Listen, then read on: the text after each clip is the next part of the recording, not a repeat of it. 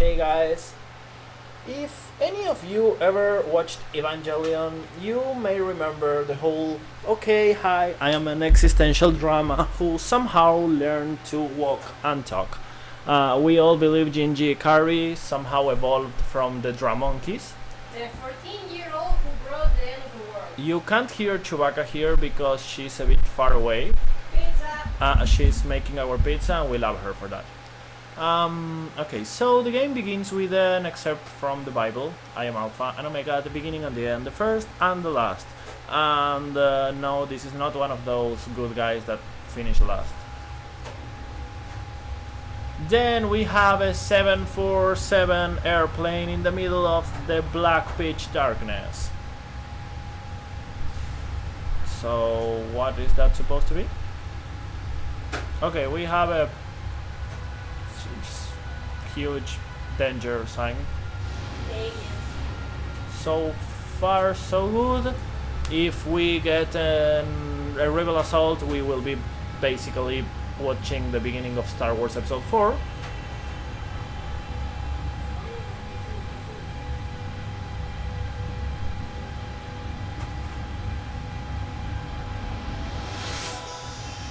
Okay, so do you remember when we were talking about Evangelion and how things work?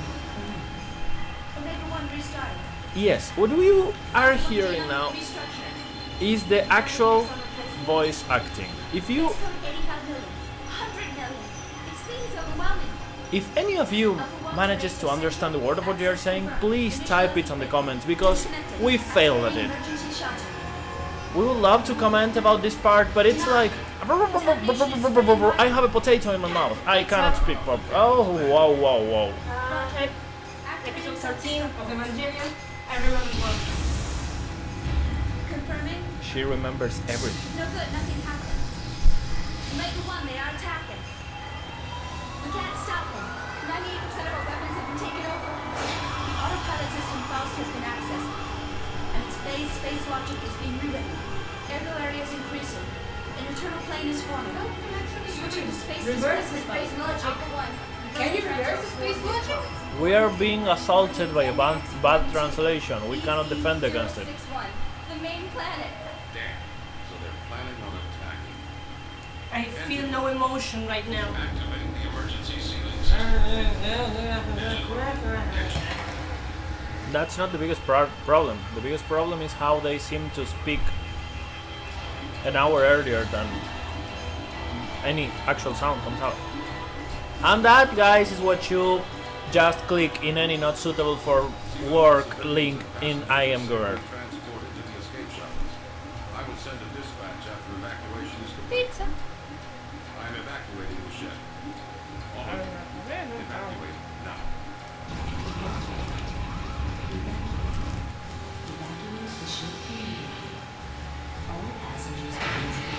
It's like a 90s anime. Yep. So basically, guys, this is what happens. We have this huge, seemingly unstoppable, invisible force in space. They decide to go out to space, and somehow the huge force hacks them without any apparent reason. So the captain decides to evacuate the ship and sinks with his ship, except he doesn't actually sink because he's in outer space.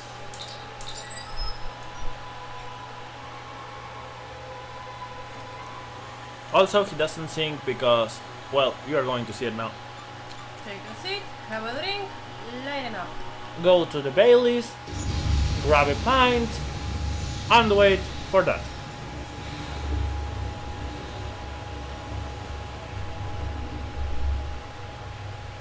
I remember the first time we played this game was completely in Japanese. Completely. We didn't get shit. And it was like, whoa, aliens, whoa, aliens, I remember the first time I whoa. played this game, it was in English. I understood every single word, and I understood absolutely nothing about the game. And here we have the mandatory fan service scene from any 90s game. Yes, this is not Tifa Lockhart, this is not Lara Croft, and this is absolutely not Asha Brea. Aya Brea. The girl from Parasitive. Ah, yeah. That's what she said.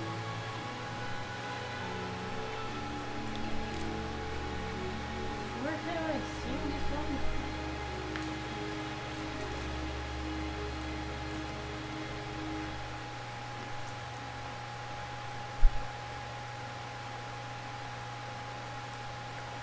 Wow.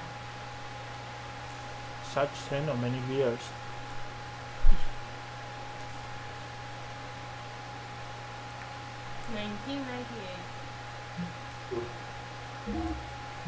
So as you can see, we have this huge options screen with too many options. So I am going to just press this one before we get confused. This was a typical thing in any 90s game. Oh, holy crap. What? So, It happens again? yeah, we have this stupid intro. Okay, it let me skip the intro somehow, thanks whatever strange force that hacks computers lives in outer space. The continent of Ignis. In the world, in the northern hemisphere of the world, on this, the largest continent, a war has been raging between two countries for hundreds of years. In the north of the continent lies the Kislev Empire. In the south lies the desert kingdom of Ave, or something. The war has gone on for so long that the people have forgotten the cause. Probably it has something to do with oil anyway. Knowing only the pointless circle jerk of hostility and tragedy. As you can see, the music in this game is simply superb. The chronic war obsession was soon to encounter a devastating change. This was due to the ethos, an institution that preserves our world's culture, sort of Indiana Jones-ish people. Repairing tools and weapons excavated from the ruins of an ancient civilization. At once, both countries excavated those ruins and had the ethos repair the discoveries in order to increase their military power. So basically, they found some long-lost technology. The various weapons excavated from the ruins greatly changed the form of warfare. The outcome of battles between the two countries was no longer determined by a man-to-man combat, but by gears, giant humanoid fighting machines. Which doesn't make sense considering none of the... One would have expected for the G to be for giants and the E to be for elephants or something, but no, it's just like that. They were obtained from deep within the ruins. So, if you ever played Fallout and read war never changes, that seems to be a lie. War changes as soon as you get gears. Eventually, after continuous swings in the states of the war, Kislev gained the upper hand. The major factor behind this lay in the enormous difference in the amount of resources buried within the ruins. But suddenly, a mysterious military force appeared in the continent of Ignis, called Gibler or something. This force decided to make contact with Eve. No! Pizza! My pizza! Suicidal. With the assistance of this Gebler military force, Eve was able to recover from being hopelessly outnumbered to being back on an even standing with Kislev, I don't know. Then, taking further advantage of its newly gained momentum, Eve started to capture one territory after another from Kislev, showing no indication of slowing down in their invasion campaign. So basically, Britain got better ships. We're pirates! Yar! The remote village of Lahan, in the outskirts of Ive. I didn't get to read the other part because I was too busy munching pizza. And there are fireworks! Okay. This is where it all begins.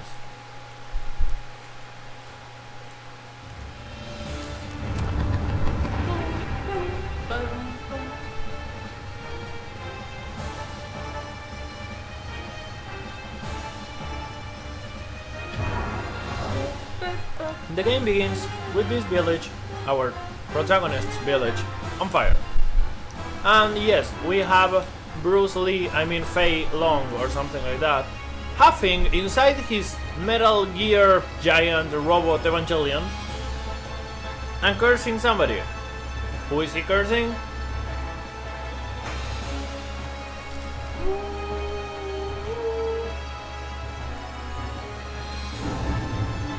Hero number 1. Yeah.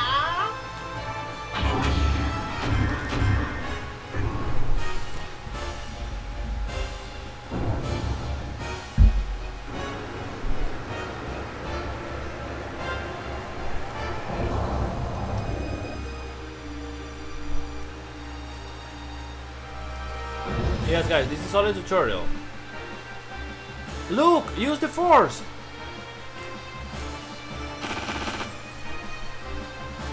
Or you know, again.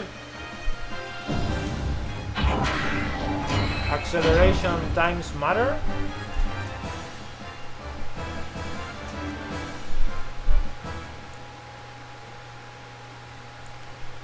Okay, so that was the intro. Now is when the game actually sort of begins. That whole thing never happened. It was a dream. And now we are back on the same place that was burning a second ago. Apparently, our Bruce Lee character is also a great painter. He can paint burning places on fire, and if you watch on the upper right of the corner, he also can paint more fire on mountains. Sunset. So, that about does it. Alright, now for your break. Why does he sound like that? Well, that's probably how I imagine this guy sounding. You can check the paintings. Oh, that's nice. So, this game has what every single game should have. You can move the camera around, very similar to Wild Arms, since you only have 8 fixed positions, but the angle is not the most awesome one in the world. You can check basically everything around. Oh look, the fire is burning. Oh, look, a beautiful forest that... Oh my god, it's burning! So yeah, basically everything is either a forest or burning. The run button in this game is actually pretty decent. As you can see, the motion speed is not excessively high or low, but this game has some beautiful thing that no other game has ever emulated. Yes, you got it. It's... Okay, I don't have it. I screwed up. But I remember it was somewhere, and I will find it. What? I remember you could jump in this game, but I don't remember how. You haven't been taught how. Oh, I need to learn how to breathe. Yeah. Right. Hello, Faye. You are looking well today. My, how time flies. Why is it... It has already been 3 years since you came to our village. Well, he came a long time ago.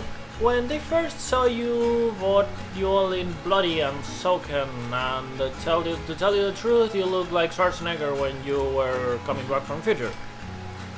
And that strange masked man who carried you here that day, do you think that maybe you are Harry Potter? Do you remember anything? Why they say you had terrible nightmares and constantly called for your father? And that's it, you go there, you talk to a maid, and all of a sudden, you cannot play again. Because apparently these guys were some kind of precursors to the visual novels. Who goes there? Supplies. So... apparently Hagrid comes down with Harry Potter 3 years ago. You are some sort of little baby, and then all of a sudden you go and spawn in a full-fledged adult who knows how to pilot a giant robot, and knows martial arts, and knows how to half puff and paint. If I recall correctly, you could... yeah. Basically, if you go around in this game There were 2 items. pressing X everywhere, you will be able to get so many items that you won't need to ever buy anything.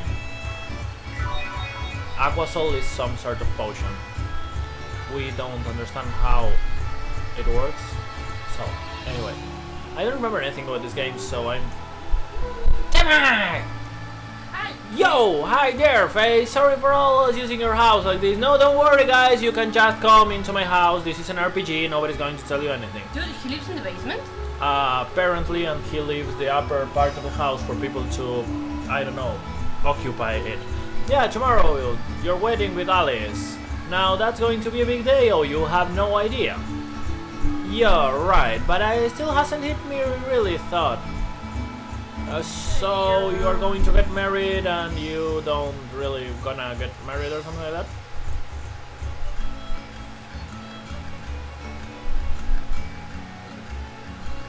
So basically the guy woke up in this village 3 years ago with no memory other than how to paint fires and practice martial arts.